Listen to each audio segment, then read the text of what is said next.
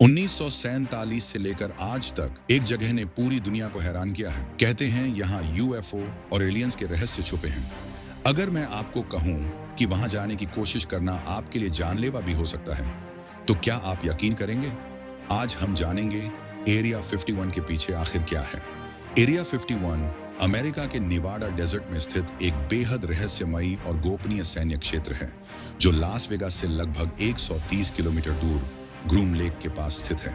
यह जगह UFO, aliens और गुप्त सैन्य प्रयोगों के कारण पूरी दुनिया में प्रसिद्ध है। एरिया 51 की सुरक्षा इतनी कड़ी है कि बिना अनुमति प्रवेश करने पर गोली मारने तक का आदेश है। कई सालों तक अमेरिकी सरकार ने इसके अस्तित्व को स्वीकार नहीं किया, जिससे यह रहस्य और गहरा गया। एरिया 51 की कहानी कोल्ड वॉर के समय शुरू होती है, जब अमेरिका और सोवियत यूनियन के बीच तकनीकी और सैन्य प्रतिस्पर्धा चरम पर थी। उस दौर में अमेरिका को एक ऐसा गुप्त स्थान चाहिए था जहां बिना किसी की नजर में आए नए हथियार, जासूसी विमान और एडवांस टेक्नोलॉजी की टेस्टिंग की जा सके। इसी कारण निवाडा डेजर्ट के सुनसान इलाके में एरिया 51 विकसित किया गया।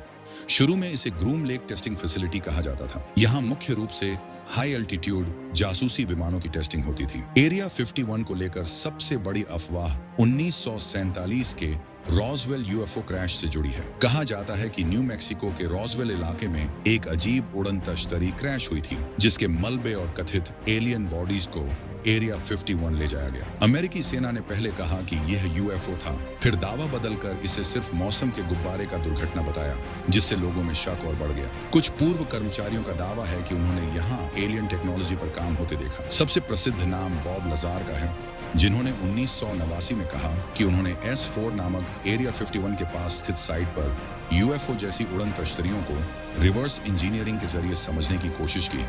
लिजार के अनुसार ये यान इंसानी तकनीक से कई गुना एडवांस थे। हालांकि अमेरिकी सरकार ने उनके दावे को खारिज कर दिया। एरिया 51 सिर्फ एलियंस से जुड़ी नहीं है। यहाँ अमेरिका के गुप्त सैन्य विमान जैसे U-2 spy plane, SR-71 Blackbird और स्टेल्थ एयरक्राफ्ट की टेस्टिंग भी हुई। जब ये विमान पहली बार दिखाई दिए तो लोगों ने उन्हें यूएफओ समझ लिया, जिससे अफवाहें और बढ़ीं।